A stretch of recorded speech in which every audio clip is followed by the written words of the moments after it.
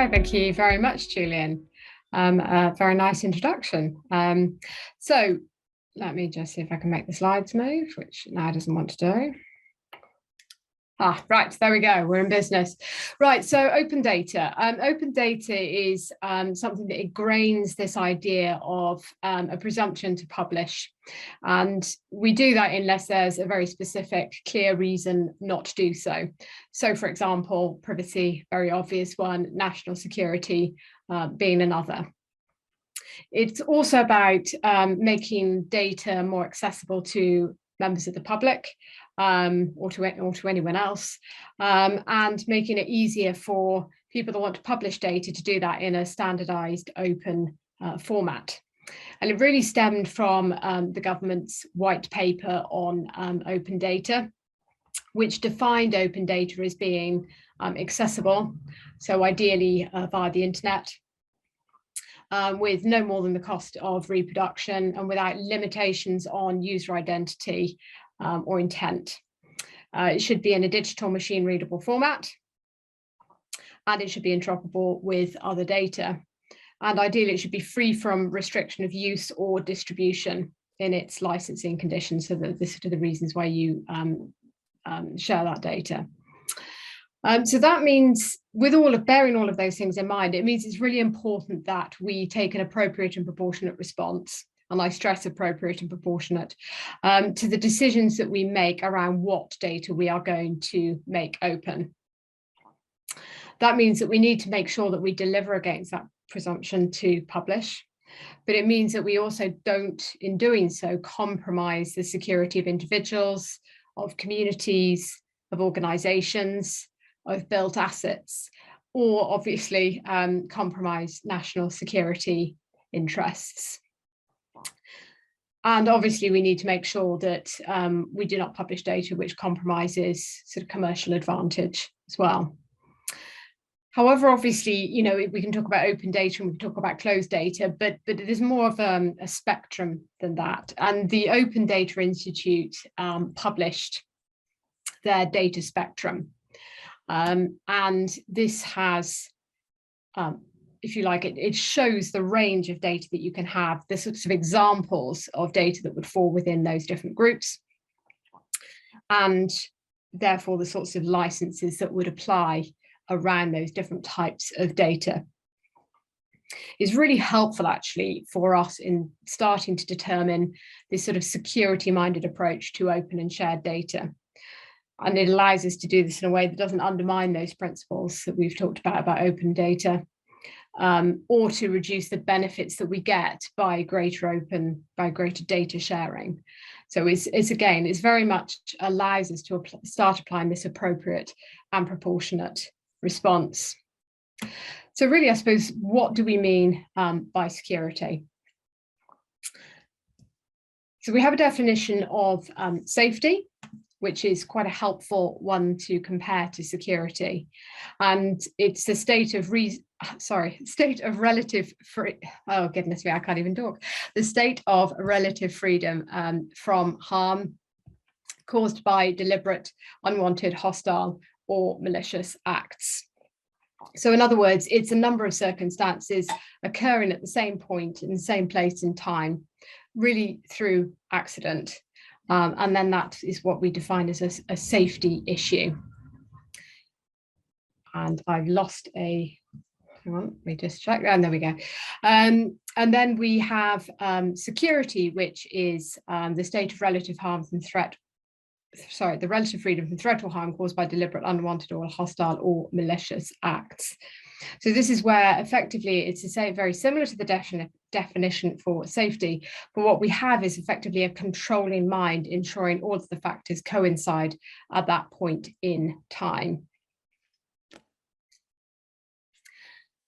So when we talk about security mindedness, what do we mean by that? So security mindedness is about recognizing really that we cannot make everything totally secure. This is around applying appropriate and proportionate security measures.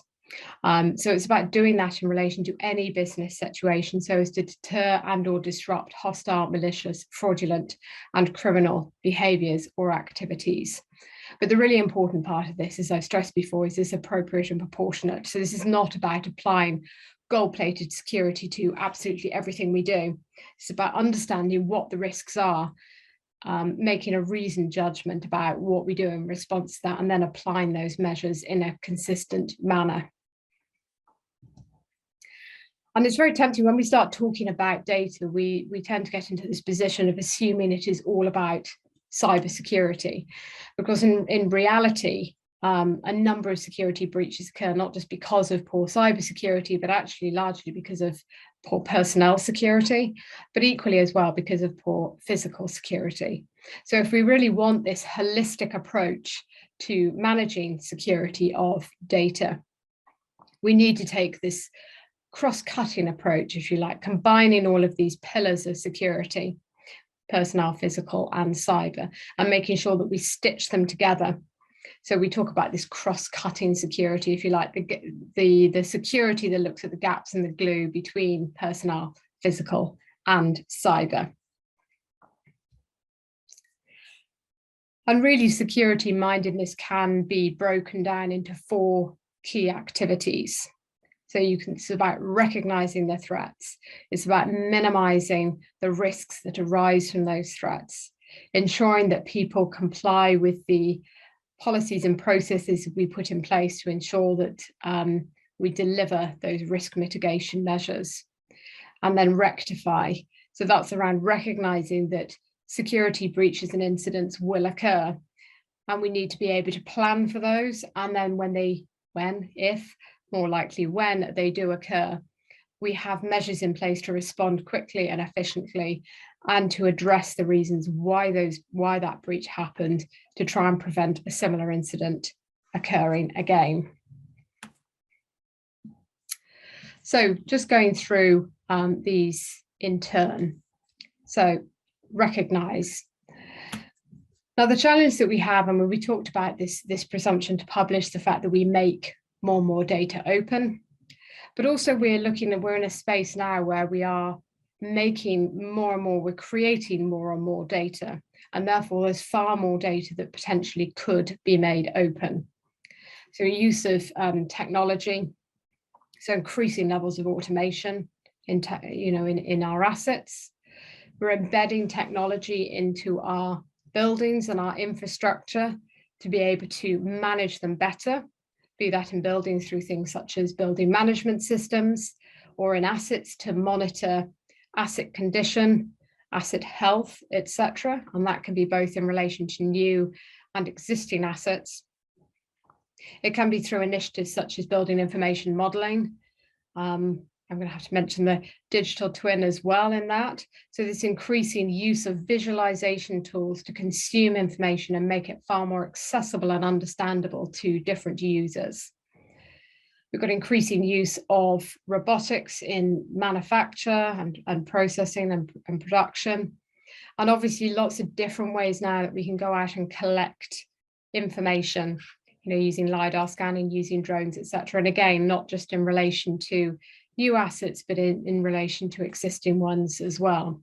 So huge amounts of new data being produced and being made available. And obviously a lot of these different types of technologies and processes rely very heavily on the ability for different members of the supply chain and the client organizations to be able to collaborate and share that information. So huge amount more of data moving around, and as I say, the potential for that to be made open.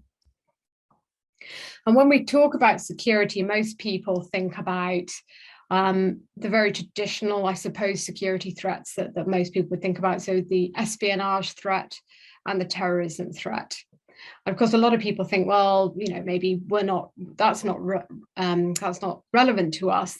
We're not an organization where there would be an espionage interest, and we're not something that, we'd be very unlikely to have terrorist interest in us.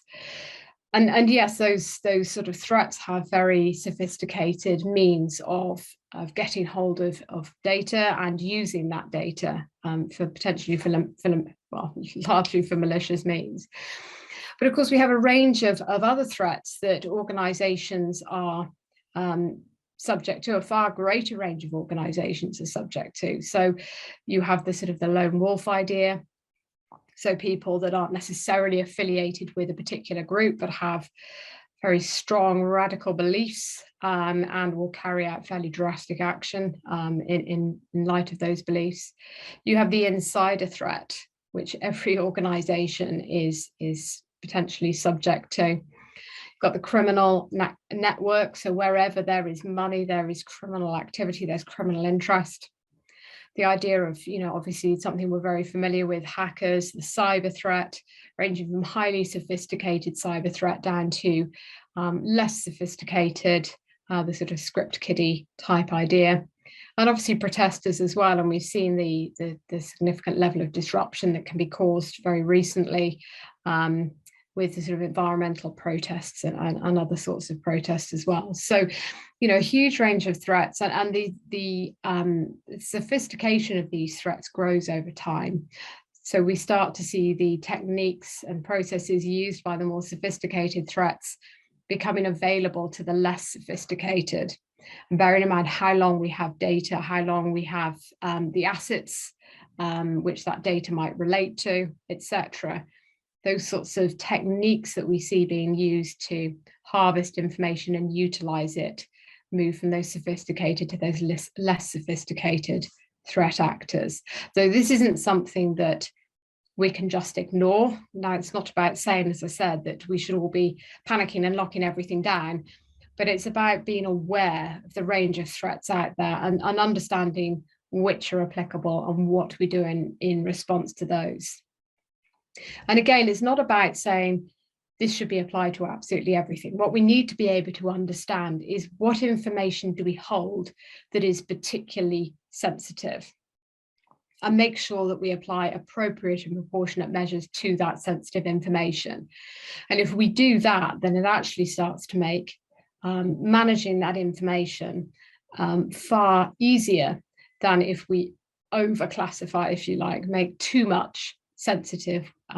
So we have to take this appropriate and proportionate response to how we manage information, and therefore what we make open.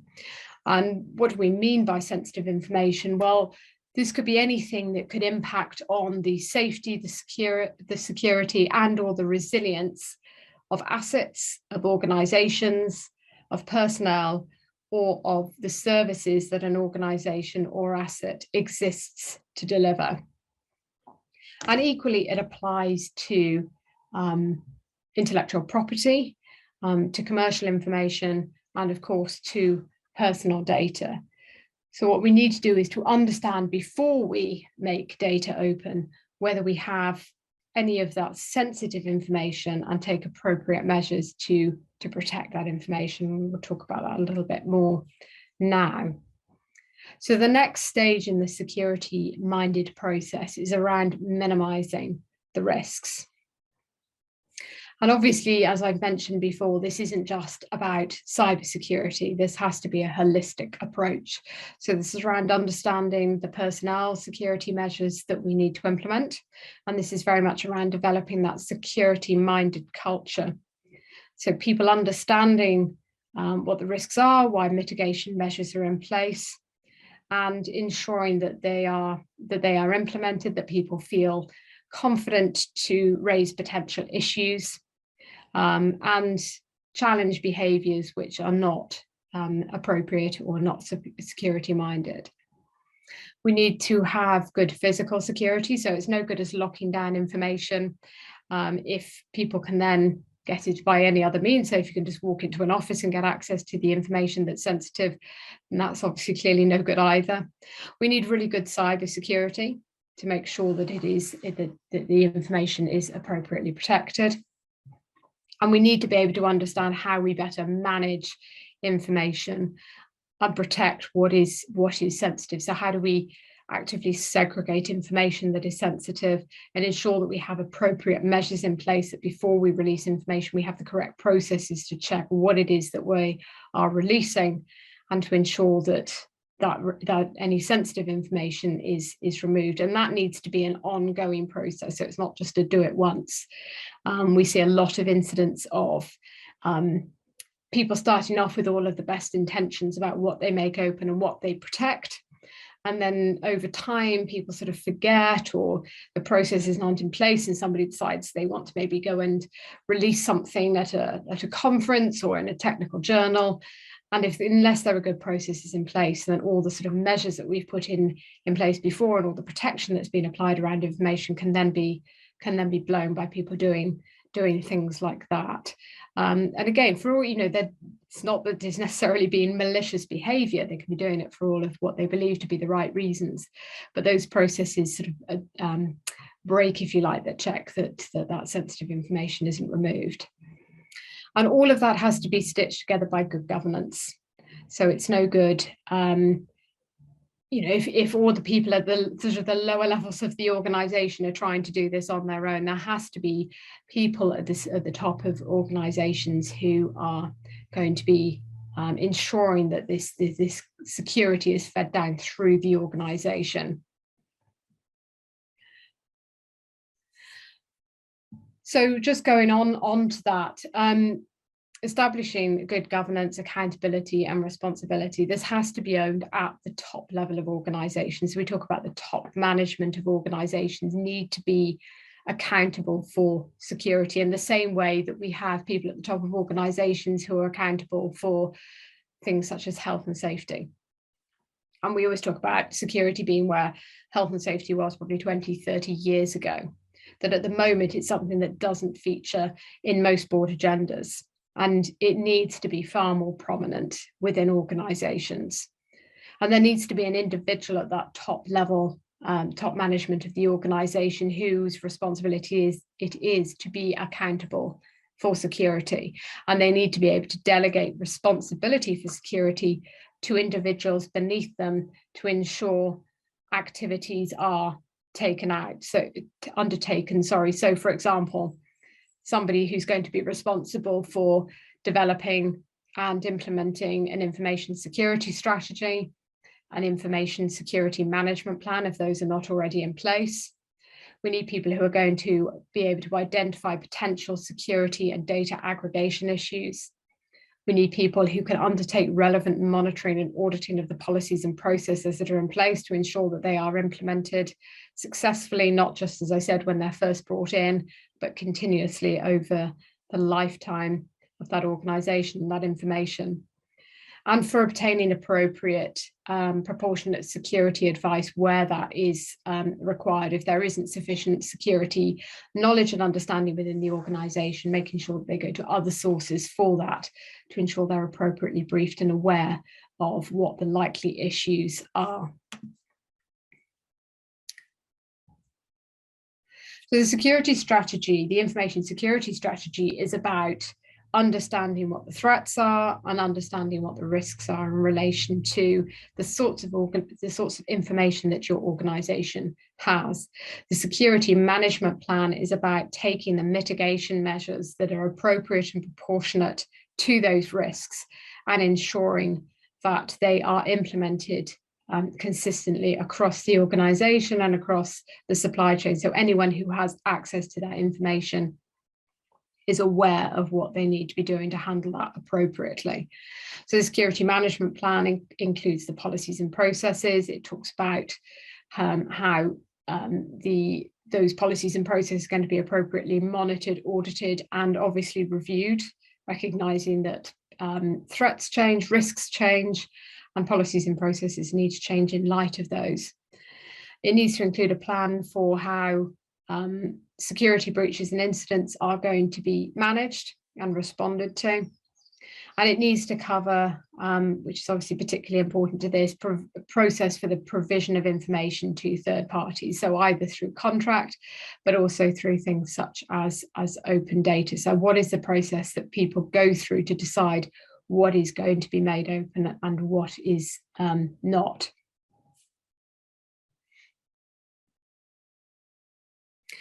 So a little bit more on sort of data and information, data or information sharing agreements. So this is the means, obviously, if we have a contract in place with an organization, we're going to be sharing information through under that sort of contractual framework, then we can build in the security measures that we require. But this is really around dealing with information sharing that exists outside those sorts of contractual arrangements with members of the supply chain.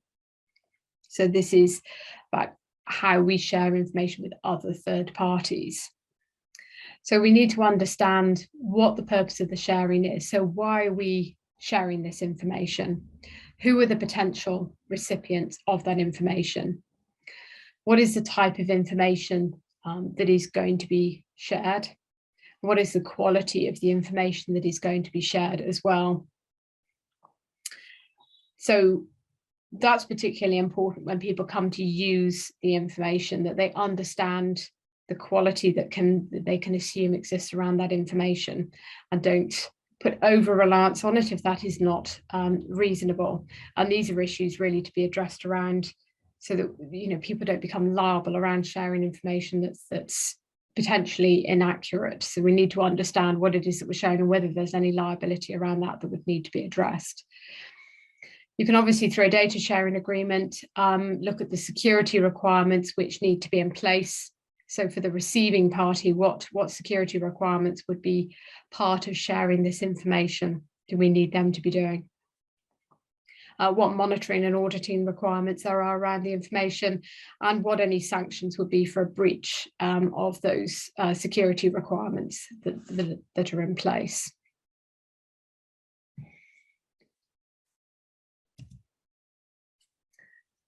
And once we've developed these policies, these processes, we need to ensure, as I said, that people comply with them over the lifetime of those policies and processes. So it's around really ensuring that we have, and we say it in an aggressive way, monitoring and auditing sounds quite aggressive, but that's sort of that ongoing review, looking at how those policies and processes have been implemented, whether there are issues around compliance and why those issues are arising.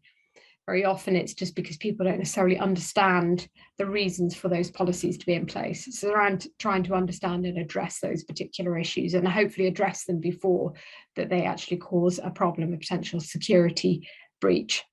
And as I mentioned before, this is around as well ensuring that we embed that security culture into organisations, so that people are confident about what they need to be doing and why, and feel confident in challenging and raising issues, etc.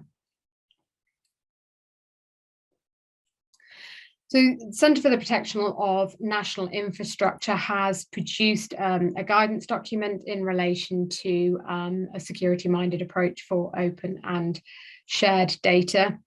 And that's available on the CPNI website. If you go to cpni.gov.uk, and you can either just search for open or shared data, or you can go to under protective security and then security-minded approach for information management, and that will take you to this web page.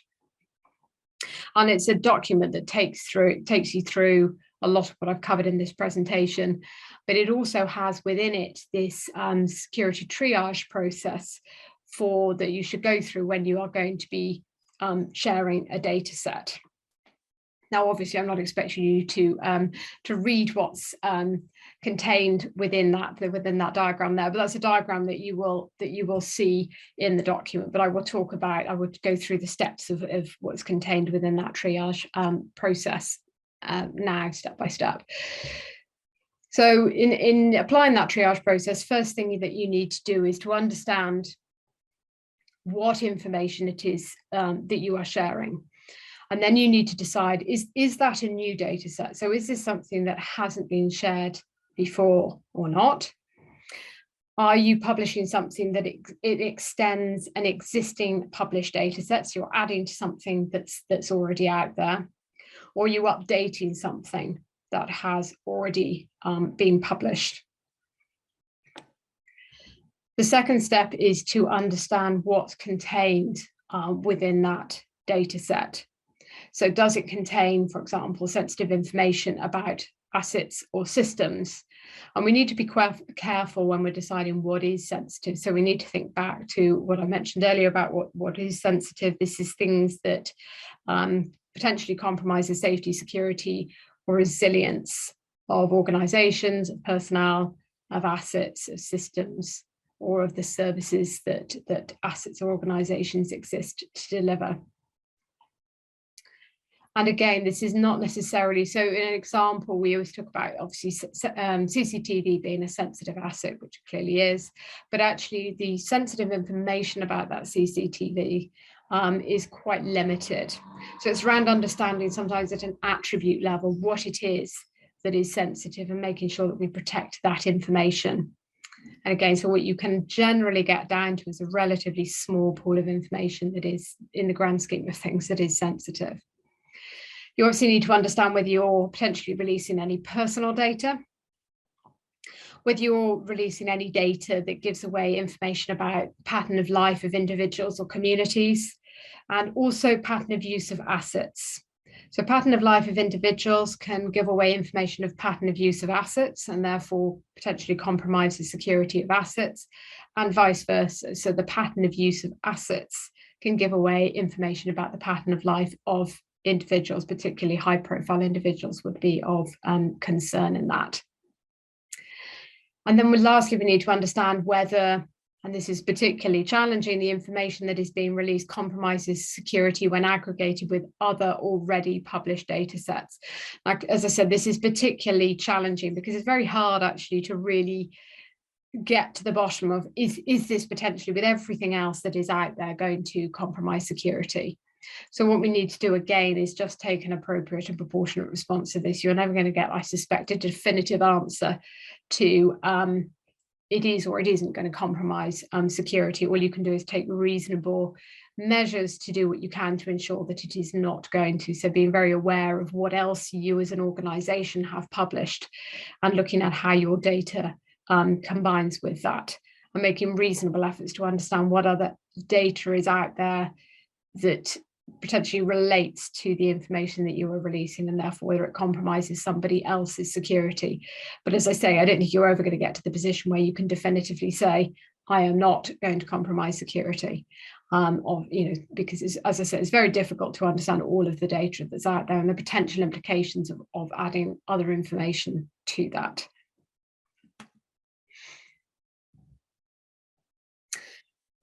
And then lastly, what you need to be able to do, as I've mentioned again, is respond and rectify. So this is around the issue about what happens if something goes wrong. So what happens if we release information that we shouldn't have done? What happens if somebody doesn't follow the appropriate processes, policies and processes? So in the same way that we have fire drills to be able to respond quickly in the event of a fire, we need to be able to understand, have policies and processes in place for responding to security incidents. And the reason for that is that people, it should be, therefore the response should be more second nature to people as to what they need to do in those circumstances. People, when they're having to make decisions on the hoof, don't always make the best of decisions. So this is around ensuring that those measures are in place to make sure that we are able to appropriately respond to those incidents, and then understand, as I said earlier, why those incidents have occurred, and to then put appropriate measures in place to address those issues to try and prevent them from happening again. Lastly as well, so I mean, I've already mentioned the guidance that there is on the CPNI website, and if you look at those pages on that website, there are a number of other documents around information management, around digital engineering, and different sort of technologies that produce information. And so there's a lot of guidance there around implementing this security-minded approach. There's also work ongoing looking at, across government, actually looking at how we share data, how we make data available, with a particular focus as well on how do we ensure that we are making as much data as possible sufficiently open, but ensuring that we also, in doing this, apply appropriate and proportionate security to it, so that we really understand what is sensitive and ensure that only those people that have a genuine need to know that sensitive information have access to it. So that's really all from me. I'm very happy to take any questions that have arisen during the time I've been talking, or subsequently. Right, thank you, Alex. That's excellent, very clear and very informative. Just a quick reminder, if you've got a question for Alex, if you can type it into the Q&A box, then we can see that and we can respond appropriately.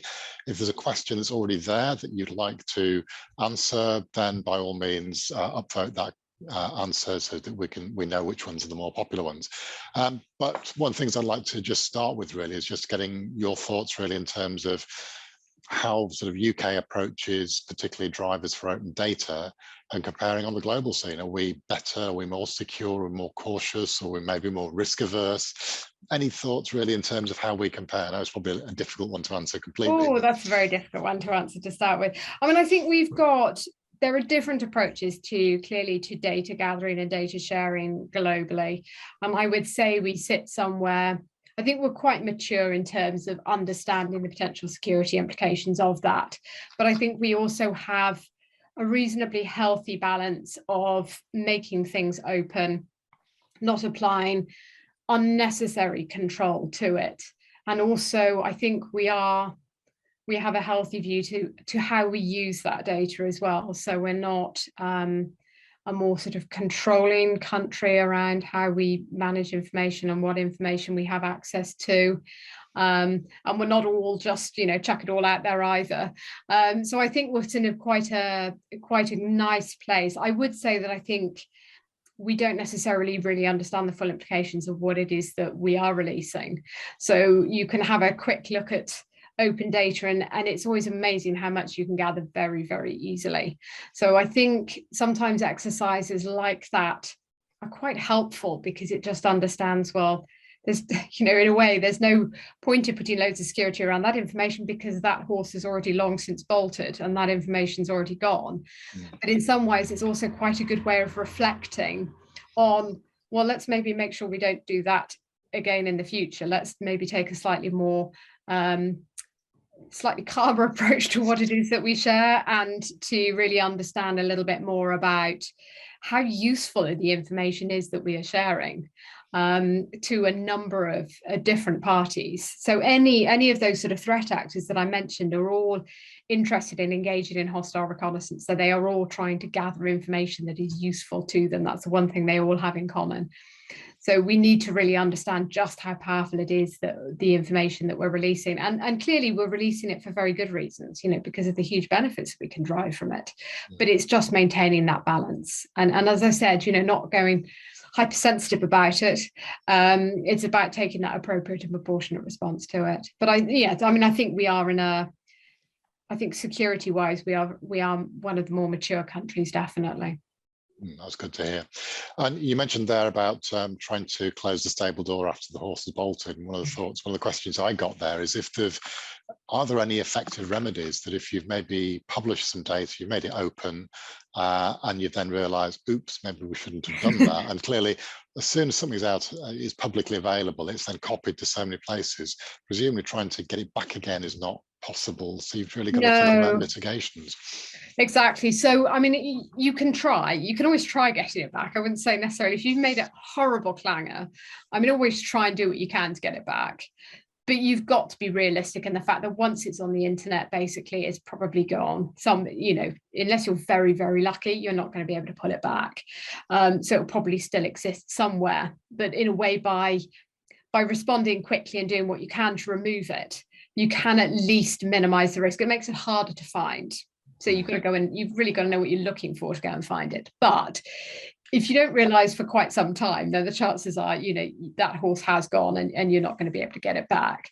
So then it's around really understanding, well, what is it that we've released and what are the potential implications of that? And then you very much have to resort back to your more traditional security approaches around actually how do we ensure that, for example, our physical asset is sufficiently protected? How do we ensure that our personnel are efficiently protected?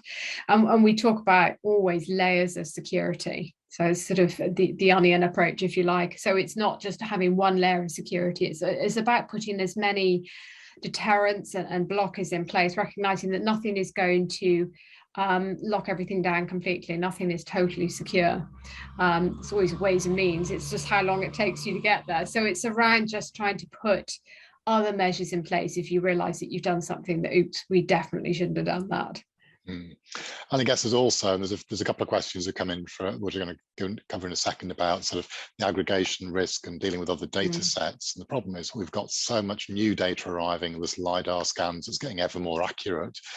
And if maybe, I don't know, you're a defense organization or any estate-based organization, if you've got sensitive assets, chances are somebody's overflown it at some point and there's a LiDAR scan there. And that in isolation might identify a building, but then it's about trying to think through how do we make sure that people can't identify what that building actually is if it's not particularly obvious. And yeah, there's particular thoughts there about how you might think about that. Again, this security-minded approach. Yes, and it's very often about actually protecting certain attributes rather than, trying to protect wholesale data sets. So it's around trying to restrict and also be mindful just in that, sorry, while I'm thinking about it, it's being mindful about being realistic about how obvious something is. So if it's really, really obvious that it is, I can't think of an example, but an X, something, then, you've just got to accept that people are going to probably gather that that's what it is. And equally, I mean, certain, I appreciate there are some assets that are quite covert, obviously, and rightly so, but there are other assets where we all know that they exist, what they are, etc. So I think, again, it's around really understanding, trying to step outside your own organization to an extent and look and say, well, how does this appear to an outsider? What is obvious? What is not obvious? And making sure that what is not obvious is the information that you really protect. And, don't worry about things that, if I drive past your site, I can see that.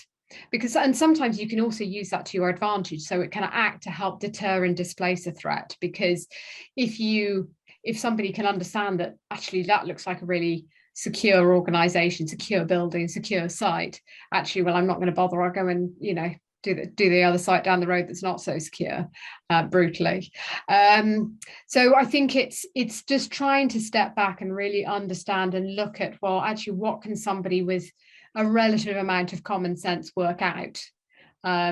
Because if somebody can work it out, and you've got to be quite realistic about that, if people can work it out, then don't try and protect that. But then look at where there is uncertainty. What is it that people couldn't determine from, the powers of LiDAR scanning or Google Street View or Google Earth or other sorts of things like that, and look at then protecting that much more and layering your security by doing that. So I guess the example there could be something like an aircraft hangar at a military airfield where satellite images, LiDAR, and driving past the site, you can work out, yep, the hangar's there. But the information that starts to get a lot more sensitive is then understanding, well, what's the thickness of the roof? What are the doors made of? What's the lock arrangements for the doors? And so, yeah, there's tying those two aspects together and getting an appropriate sort of level of security. Exactly. I mean, it's particularly things such as if you designed a building or an infrastructure, piece of infrastructure to withstand blast. I mean, things like that is information that it's very difficult to, well, unless you've made it open, it should be information that's very difficult to obtain. And it's generally, you'd have to be very knowledgeable to be able to guess at it. Now, to a certain extent with infrastructure, there's an element of saying, well, am I going to be that worried about the blast, on a bridge? Because actually, really, somebody could just go and stick a huge amount of explosive underneath it, and actually, which was sort of the IRA tactic. And actually, sometimes what you have to do is say you've done it, whether you have or not, to cause enough disruption. So, I mean, it's about being realistic about, if you've got as well a lot of security around. So if you think about a nuclear facility, I've had this conversation about, well, do you protect the fact that the walls are really thick? And the tendency is, well, yeah, we shouldn't say anything about that. Well, really, why? Because, actually, if you haven't got big, thick concrete walls, we probably all should be a bit worried. So it's around really understanding. And if you are, a very secure organization, you've got very secure parts of your site.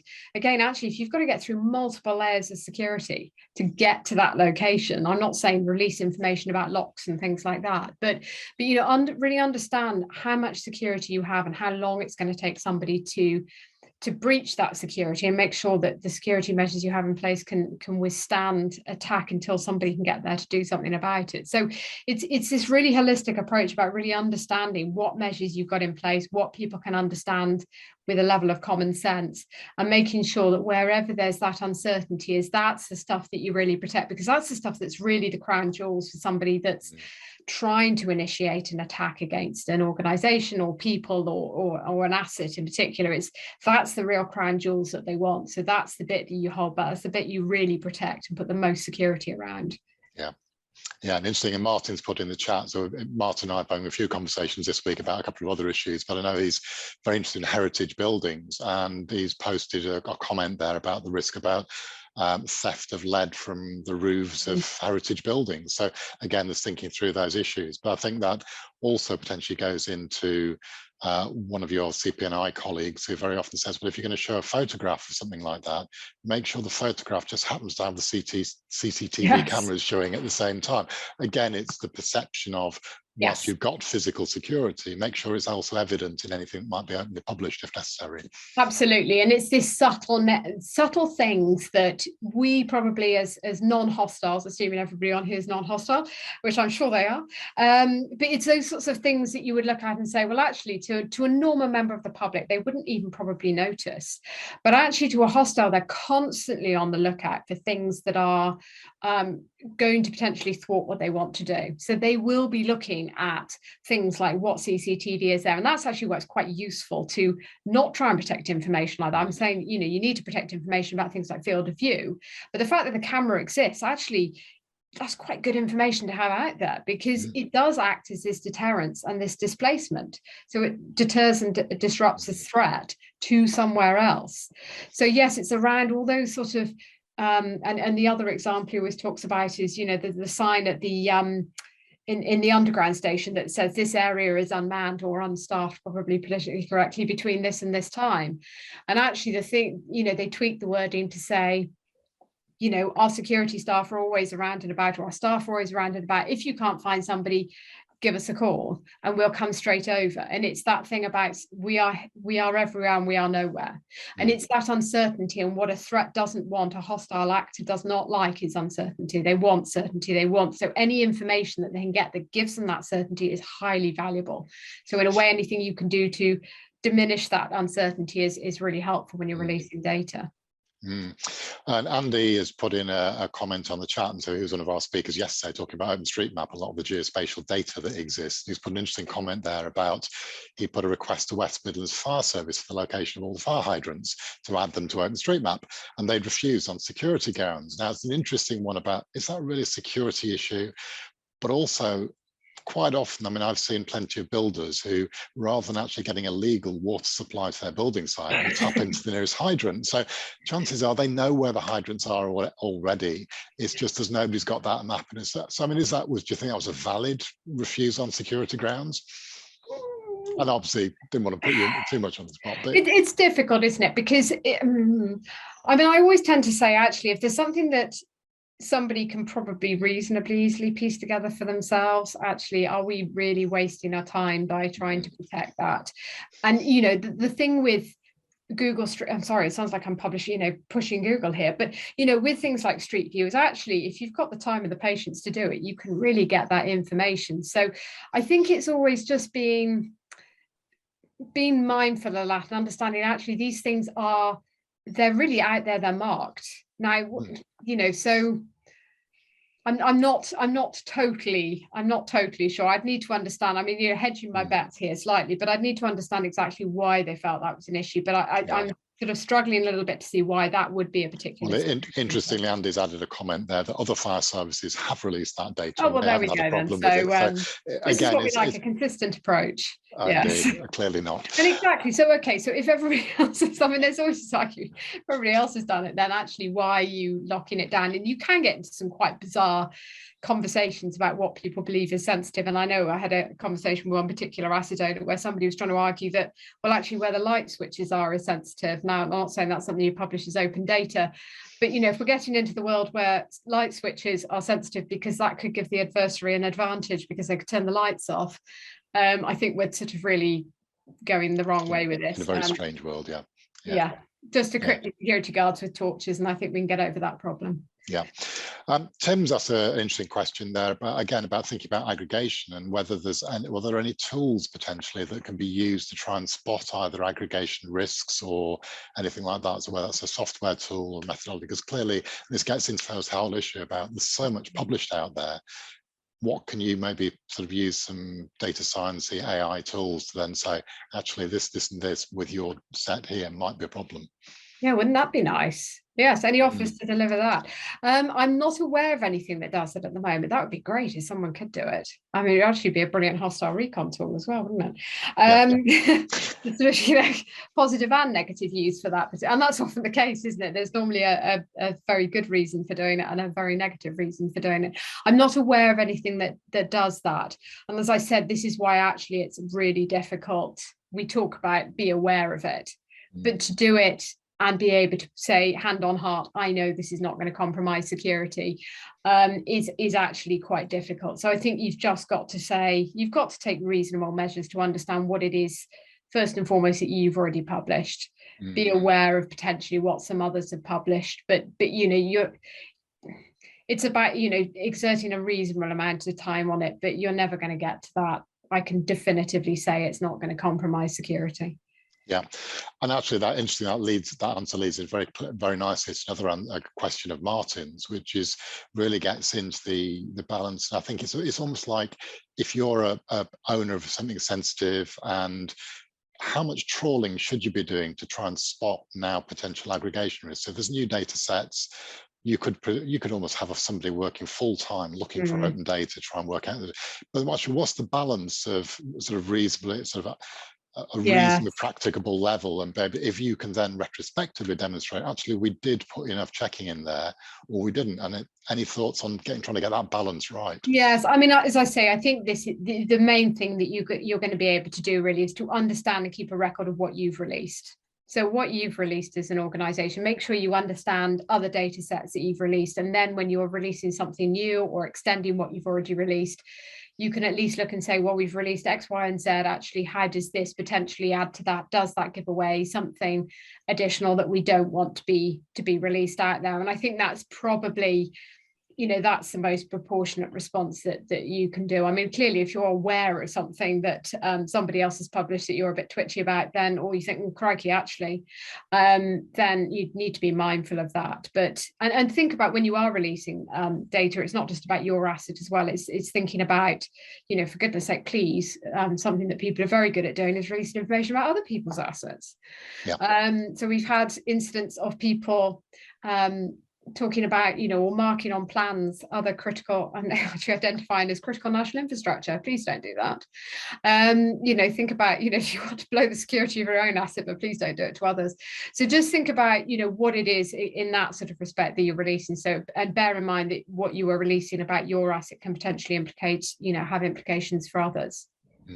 Yeah, and I think probably another interesting question, but a slightly different angle, is that quite often you've got either government or the C-suite in an organization, they've got this drive. We want to be shown that we're publishing data, that we're open with our data, and kind of that top level message can sometimes go counter to maybe somebody who's more junior in the organization who's saying, oh, hang on, there's a potential security risk here. Any thoughts about ways that somebody who might be at that junior level can maybe push back and trying to get a more appropriate balance in the organization? Yeah, and this is when it really comes out. This is why we talk about the importance of governance. So security has to come from the top down. Now, that's not to say that, even if there isn't that you shouldn't try and ensure that you're not breaching security, but it works most successfully in an organization where you have people at the top that understand what the security issues are, and they drive that culture, that mindset throughout the whole organization, because then somebody that is more junior is empowered to be able to push back up through that chain, to be able to say, I think there is a potential security issue here, or this is going wrong, or I'm concerned about that.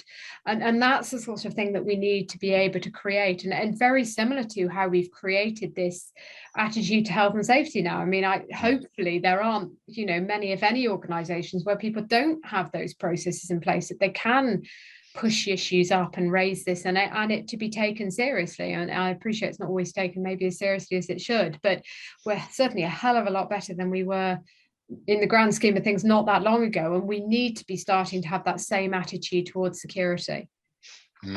Yeah. So I think very good takeaway there. So I think we're sort of out of questions now, but that's been a really useful and informative and engaging conversation. So thank you very much, Alex. Much appreciated. Thank you, Julian. And just a quick reminder to all that the recording of this will be going up on the BCS member group's YouTube channel, probably in a week or two's time. And also DAMA UK will be posting somewhere as well. I'm not sure exactly where they're doing it, but also by all means do join us tomorrow at 11 for conversation with Catherine Corrick, and also 4 p.m. for panel debate. But thank you for joining us, and thank you once again to Alex.